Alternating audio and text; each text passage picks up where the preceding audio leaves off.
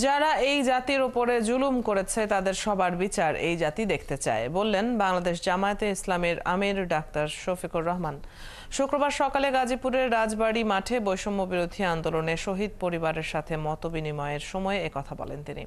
সভায় তিনি আরো বলেন, প্রত্যেকটা শহীদ পরিবার থেকে কমপক্ষে একজনকে সম্মানজনক চাকরি দিতে হবে।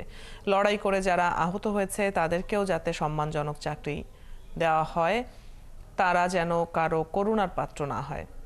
জাতির দায়িত্ব এখন এই পরিবার ও ব্যক্তিদেরকে সম্মানিত করা। আমরা দল এবং ধর্মের ভেতর থেকে কোনো বিভাজন মানি না, কোনো মেজরিটি মাইনরিটি নেই। জামায়াতে ইসলাম একটি ঐক্যবদ্ধ জাতি চায়।